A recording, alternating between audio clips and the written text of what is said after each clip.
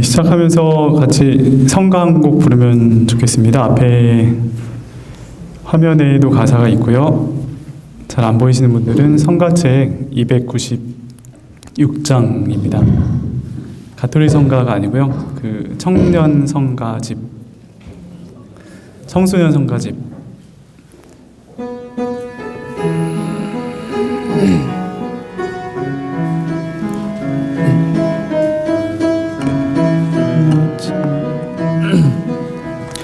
주를 향한 나의 사랑을 주께 고백하게 하소서. 아름다운 주의 그늘 아래 살며 주를 보게 하소서. 주님의 말씀 선포될 때에 땅과 하늘 진동하리니 나의 사랑 고백하리라. 나의 구주 나의 친구. 2절도 할게요. 온 마음으로 주를 바라며 나의 사랑 고백하리라. 나를 향한 사랑. 네.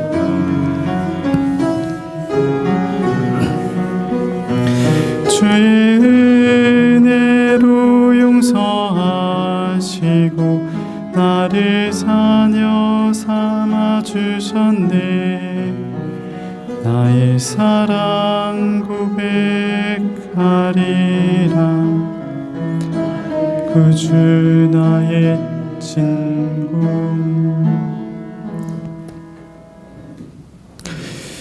네, 선미예수님. 네, 오늘은 사순특강 두 번째 시간입니다. 네, 앞에 보시면 제목이 있는데요. 예수 그리스도와 구원의 기쁨이라는 제목, 그리고 인간적인 목마름이라고 하는 부제를 가지고 오늘 말씀을 나눠보겠습니다. 네, 오늘 말씀을 이렇게 나누기 전에 조금 많이 이렇게 부담스러운 마음이 들었습니다. 얼마 전부터 그런 좀 부담, 그러니까 교우분들 앞에서 말씀을 전하는 것에 대한 부담스러움이 있었는데요. 제가 예수님의 말씀을 전하고 있지만 저 자신은 그 말씀대로 잘 살고 있지 못해서, 말씀을 잘 실천하고 있지 않아서, 부족한 제가 하느님의 말씀을 교우분들에게 전하는 것이 조금 가식적이고 또 모순된다는 생각이 들었거든요. 그래서 주인 신부님께 말씀을 전하기가 참 어렵습니다라는 이야기를 드렸는데, 신부님께서 하시는 말씀이 이제 부족함이 있지만 그래도 하느님께로부터 선택받은 사제, 말씀을 선포하도록 부르심을 받은 사제이기 때문에 부족하지만 당당함을 가지고 전하면 좋겠고, 또 사제 개인의 부족함 때문에 하느님의 말씀이 교우들에게 전해지는 것이 방해돼서는 안 된다는 말씀을 건네주셨거든요. 그래서 부족함이 있지만 그래도 교우분들에게 준비한 내용들 당당하게 선포할 수 있도록 노력해 보겠고요. 그리고 사실 준비를 좀 미리미리 해야 되는데 성격이 이렇게 임박해서 하는 경우가 많아서 좀 내용이 좀 뒤죽박죽 일 수도 있어서 좀 걱정을 했거든요. 근데 주인 신부님께 식사 중에 또 말씀드렸더니 우리 똑똑하고 우리 지혜로운 광장동 성당 교우분들께서 알아서 잘 이해해 주실 거라는 말씀하셨어요. 그래서 제가 좀 좀 표현이 부족하더라도 잘 이해해 주시면 감사하겠습니다. 예, 시작 기도를 같이 바치고 늘 강의 시작하겠습니다. 예, 성령께서 우리와 함께 하시며 우리 마음을 움직이시고 또 당신께서 건네시는 말씀을 우리가 오롯이 담을 수 있도록 청하면서 성령 기도 함께 바치겠습니다. 성부와 성자와 성령의 이름으로 아멘. 오소서 성령님, 저희 마음을 성령으로 가득 채우시어 사랑의 불이 타오르게 하소서. 주님의 성령을 보내소서. 저희가 새로워지리이다. 또한 온누리가 새롭게 되리이다. 기도합시다. 하느님, 성령의 빛으로 저희 마음을 이끄시어 바르게 생각하고 언제나 성령의 위로를 받아 누리게 하소서. 우리 주 그리스도를 통하여 비나이다. 아멘. 성부와 성자와 성령으로 아멘. 강의 앞서서 강의 내용을 말씀드리면요, 먼저 들어가는 말에서는 이렇게 우리의 삶의 모습을 바라보면서 인간이라고 하면 누구나 인간적인 한계, 인간적인 목마름을 갖고 있다는 걸 한번 바라보고요, 그리고 그 목마름을 세상적인 어떤 도구에서 채우려고 하기보다는 우리 함께 하시는 예수 그리스도를 통해서 목마름을 채워야 한다는 점, 복음서의 우물가의 여인, 사마리아 여인의 모습을 통해서 살펴보겠습니다. 이어서 두 번째는 예수님을 만난 복음서에 나오는 제자들 모습을 보면서요, 예수님을 만나게 되었을 때 어떠한 변화들이 일어나는지 함께 살펴보겠습니다.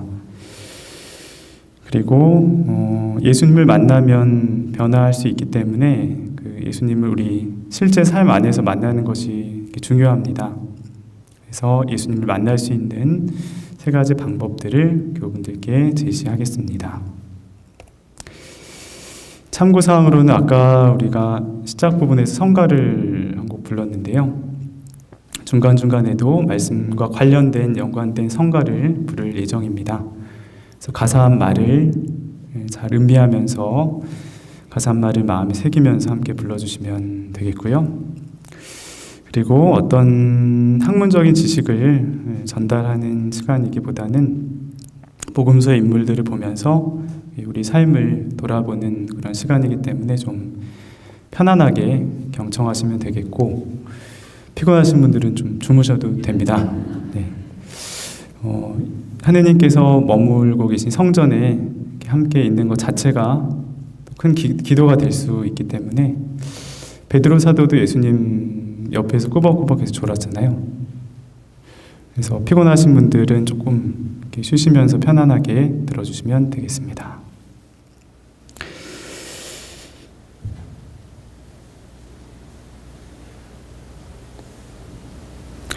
네, 들어가는 말, 우리 현실, 인간적인 목마름 부분을 보겠습니다. 이 부분은 이제 어떤 한 선배 신부님께서 어떤 기사에 담아놓은 우리 현실, 삶의 모습을 진단한 이제 글을 바탕으로 해서 내용을 좀 구성해 보았는데요. 지금 우리 삶의 모습은 어떠합니까? 예전에 웰빙이라고 하는 말 들어보셨죠? 네, 웰빙이라고 하는 말이 유행했던 적이 있는데요. 이 말은 밑에 적어놓은 것처럼 우리가 자연과 함께 더불어 살면서 정서적으로 또 육체적으로 안정되고 행복하게 살자는 것, 그런 의미를 담고 있습니다. 이 말은 내적인 편안함에 더 중점을 둔 말이라고 할 수 있습니다.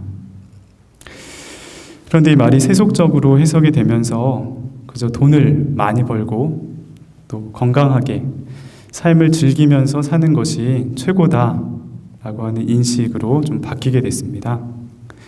그래서 돈벌이가 되는 사업에 사람들이 많이 몰려들게 되고, 건강과 관련된 상품들이 웰빙이라는 이름으로 불티나게 팔리게 되었습니다. 그런데 잘 먹고 즐기며 잘 살자 웰빙을 외쳤는데 지금 우리의 삶의 모습은 어떠합니까? 경제적으로는 부유해졌지만 마음은 반대로 공허해졌습니다. 그리고 OECD 국가 중에서 자살률과 이혼율이 으뜸이라고 하는데요. 한 해에 15,000명이나 되는 많은 사람들이 하느님께서 건네주신 소중한 생명을 내어놓고 있는 상황입니다. 그리고 공허한 마음을 채우고자 세상적인 도구들에 집착을 하는 모습도 보였습니다. 술이나 또 게임, 성, 핸드폰, 지나치게 이러한 것들에 집착하면서 중독된 사람들도 많이 있습니다. 남녀노소 불문하고 온통 고달프고 아픈 사람들이 많습니다. 그래서 언제부턴가 우리 사회는 웰빙이라는 말 대신에 힐링을 외치게 되었죠. 사목 현장에서도 힐링이 필요한 사람들을 많이 봅니다. 전에 미사를 봉헌하기 전에 제2방에서 복사 아이들을 만나는데 복사 아이들을 보면은 굉장히 지쳐있는 친구들이 참 많아요. 피곤해 보이고요. 그래서 어제 몇 시에 잤냐고 물어보면 새벽 1시 넘어서 잤다고. 그래서 뭐 하다가 그렇게 늦게 잤냐고 물어보면 학원 숙제하다가 늦게 잤다고 이야기합니다. 그래서 친구에게 학원 숙제 좀 미리 좀 하고 좀 쉬지 늦게 잤니? 물어보면 학원을 5개나 다닌다고 하면서 하루 종일 숙제를 해도 시간이 모자라다고 그렇게 하소연하는 꼬마 친구들이 있었습니다. 또 한 번은 청년이 찾아왔는데요. 자신이 조울증 증상을 겪고 있다고 하면서 우울할 때 자살 충동을 느낀다고 했습니다. 그래서 이야기를 나눠보았는데 성장 과정 안에서 강압적인 부모님 밑에서 지내면서 자신의 감정, 마음들을 잘 돌보지 못해서 심적으로 불안한 증상이 온 것 같다고 이렇게 이야기하는 청년도 있었습니다. 또 성당 마당에서 산책을 하던 중에 한 자매님, 성모상 앞에서 울고 있는 자매님을 뵙게 되었는데요. 이야기를 나눠보니까 한 5년 전에 자녀를 잃게 되었는데 그것을 그러한 슬픔에서 헤어나지 못하고 계속 우울증 증상으로 고통을 받고 있다고 이야기를 하셨습니다. 또 전에 본당에서는 연예인 분을 한 분 만났습니다. 외적으로는 부족함이 없는 분입니다. 얼굴도 굉장히 예쁘게 생기셨고요. 또 사업을 하고 있는데 사업도 잘 돼서 돈도 엄청 많이 벌게 되신 분이죠. 저녁 식사를 하고 또 술 한잔 하면서 이야기를 나누는데 자기는 일을 끝나고 집에 오면 잠을 잘 이루지 못한다고 이야기했습니다. 그래서 매일 수면제에 의지하면서 수면제가 있어야만 잠을 청할 수 있는 외적으로 부족함이 없는 연예인이 마음속 공허함 때문에 수면제를 먹는 모습도 보았습니다. 또 고해성사를 보게 되면 많은 분들이 또 자녀 문제, 또 형제 간의 갈등, 또 노부모 문제로 고통받고 있는 분들도 계셨습니다. 그래서 겉으로 보기에는 우리 아무렇지 않게 보여도 우리 삶으로 깊이 들어가 보면 모든 사람들이 다 아픔을 겪고 있고요. 해결되지 못한 응어리들을 안고 살아가는 것이 우리의 현실입니다. 그래서 어떤 이는 이렇게 표현을 합니다. 우리 인생을 살아가는 것이 누구에게나 녹록지 않기 때문에 우리 인생은 사는 것이 아니라 살아내는 것이라고 표현하는 것이 맞는지도 모르겠습니다. 그러면 이렇게 아픈 사람들이 많은 또 인간적인 목마름이 있는 이 힐링이 필요한 이 시대의 영혼들은 어디에서 위로와 행복을 찾아야겠습니까? 인간적인 목마름을 어디에서 채워야겠습니까? 예수님께서 말씀하십니다. 무거운 짐을 진 너희는 모두 나에게 오너라. 내가 너희에게 안식을 주겠다. 또 나는 길이요 진리요 생명이다. 영적인 육적인 생명을 주는 이다 라고 말씀하십니다. 그래서 우리의 마음을 돌보시는 예수 그리스도 안에서 인간적인 목마름을 채워야 하겠습니다. 그러면 두 번째로 우물가의 여인 모습을 보겠는데요. 지금 우리들의 모습을 대변하는 복음서에 인물이 있습니다. 사마리아 여인인데요. 사마리아 여인의 이야기는 잘 알고 계시죠? 그래서 6절, 7절 모습을 보면 성경 말씀을 적어 놓았습니다. 그곳에는 야곱의 우물이 있었다. 길을 건너라 지치신 예수님께서는 그 우물가에 앉으셨다. 때는 정오 무렵이었다. 마침 사마리아 여자 하나가 물을 기르러 왔다. 그러자 예수님께서 나에게 마실 물을 좀 다오 하고 그 여자에게 말씀하셨다. 예수님께서 우물가 옆에 앉아 계셨는데 한 여인이 우물가로 다가왔습니다. 그런데 여인이 우물가로 다가온 그 시간을 보면 가장 뜨겁고 목마른 시간, 날씨가 너무 더워서 아무도 없는 정오 시간에 우물가에 물을 기르러 왔습니다. 보통은 햇볕이 뜨겁지 않은 오전 시간에 일찍 나와서 다른 여인들과 함께 나눔도 하고 또 친교도 하고 즐거운 시간을 보내고 가는데, 이 여인은 유독 아무도 없는 그 시간을 택해서 혼자서 물을 기르러 왔습니다. 복음서 장면을 보면 여인에게서 큰 외로움 또 목마름이 느껴지기도 합니다. 그런데 사실 여인은 부족함이 없는 여인처럼 보입니다. 18절 내용을 보면 이 여인에게 남편이 5이나 있었지만 이라는 표현이 있죠. 주변의 남자들이 끊이지 않고 찾아오는 모습을 보았을 때 이 여인은 분명히 매력적인 사람으로 보입니다. 그리고 여러 사람들에게 계속 둘러싸인 인기쟁이로도 보입니다.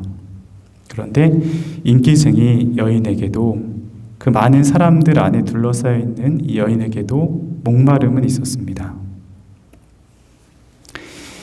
예수님께서는 이 여인이 아무리 풍족해도, 많은 남정네들을 만나서 외로움을 달래도, 수없이 우물가로 와서 물을 마셔도 인간 실존이 겪는 목마름은 결코 해결되지 않으리라는 것 잘 알고 계셨습니다. 그래서 당신 안에서 당신이 건네주는 그 물을 통해서 인간 근원의 갈증을 채우라고 전하고 계십니다.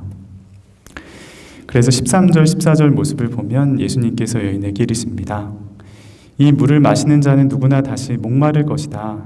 그러나 내가 주는 이 물은 그 사람 안에서 물이 솟는 샘이 되어 영원한 생명을 누리게 할 것이다. 지금 그러면 우리의 모습들은 어떠합니까? 여인의 모습처럼 우리도 인간이기에 인간 본연의 목마름이 있습니다. 교우분들은 외적인 풍요로움 속에서도 인간 본연의 목마름, 공허함을 느낀 적이 있으신지요? 또 그 공허함을 어디에서 채우고 계십니까? 술, 담배, 텔레비전, 영상물, 게임 등. 저도 신학생 때 좀 많이 외로워서 저녁 시간에 청년들을 만나서 이렇게 술을 마시면서 외로움을 달랬던 적도 있고요. 군대에서는 너무나 그 삶이 힘들기 때문에 담배를, 지금은 담배는 안 태우는데요, 담배를 이렇게 피면서 어려움을, 공허함을 채우려고 했던 적도 있었습니다. 그런데 그러한 것들은 일시적인 도움은 됐지만 근본적인 해결은 되지 않았습니다. 사제가 된 후에도 외로움을 사람들을 통해 채우려고 했는데 채워지지 않았습니다. 청년들, 아이들 속에 둘러싸여 있어도 마음속에 외로움은 있습니다. 예전에도 그런 체험을 하나 했는데요. 설날 명절이 돼서 다른 본당, 전에 있던 본당에서 청년들이 8, 9명 이렇게 놀러 왔습니다. 그래서 교회로 나가서 맛있는 밥도 먹고 또 명절이기 때문에 사제관에 와서 윷놀이도 하면서 즐거운 시간을 보냈습니다. 시간 가는 줄 모르고 친구들과 계속 함께 했는데요. 청년들과 함께 할 때는 매우 즐거웠는데 그들이 떠나고 난 다음에 마음속에 또 공허함이 밀려왔습니다. 생각해보면 청년들과 좋은 관계를 맺고 있기 때문에 언제든 또 그들을 만날 수 있고 또 본당 안에서도 여러 청년들, 교사들, 아이들이 있고 또 그들 가운데를 둘러싸여 있기 때문에 그런 외로움이 없을 것 같은데 외로움이 갑자기 밀려오는 그런 느낌을 받았습니다. 그 당시에 왜 공허함이, 외로움이 밀려왔을까 생각을 했는데 청년들과 노느라고 기본이 되는 이 시간을 갖지 않았습니다. 이 시간은 무엇일까요? 네, 예수님과 함께 만나는 기도. 노느라고 성모일도 기도를 빼먹은 거죠. 기도 안에서 예수님을 모시지 않았기 때문에 공허한 마음이 들었습니다. 한 원로 신부님은 이런 말씀을 하셨습니다. 우리가 느끼는 그 외로움은, 목마름은 우리 마음 깊은 속에서, 깊은 곳에서 솟아나는 주님을 향한 그리움과 갈망 때문입니다. 주님을 향한 그리움과 갈망 때문에 외로움, 목마름이 있습니다. 우리 인간은 하느님께로부터 생명을 받게 되었습니다. 그래서 어린 꼬마 아이들이 자신에게 생명을 준 엄마 품에 있을 때 가장 편안하고 또 엄마가 멀리 떨어졌을 때 불안함을 느끼면서 엄마를 계속 생각하는 것처럼 우리들 역시도 하느님께로부터 생명을 받은 존재이기 때문에 우리의 엄마 하느님을 계속 생각하게 되고 그분을 만나려고 하는 그리움과 갈망이 있습니다. 그래서 하느님 품 안에 있을 때 우리는 외롭지 않고 또 목마르지 않습니다. 예수님께서 말씀하십니다. 목마른 사람은 다 나에게 와서 마셔라. 나를 믿는 사람은 성경 말씀대로 그 속에서부터 생수의 강들이 흘러나올 것이다. 외적인 환경이 좋아도 예수님을 중심에 두고 함께 기도하지 않으면 마음속에 외로움이 밀려오기에 그분을 중심에 두고 영적인 갈증을 채워나가야겠습니다.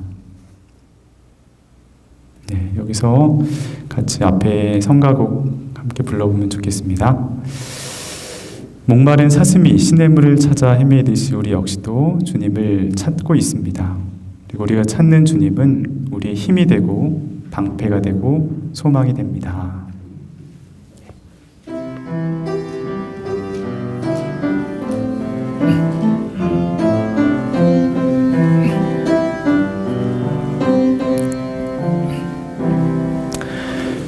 목마른 사슴 시냇물을 찾아 헤매이듯이 내 영혼 주를 찾기에 같아나이다.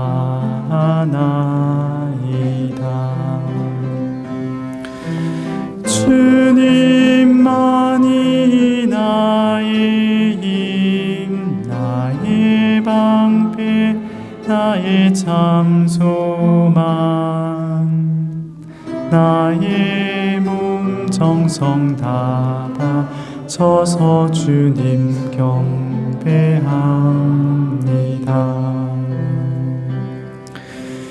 금보다 귀한 나의 주님, 내게 만족 주신 주, 당신만이 나의 기쁨 나의 참 보배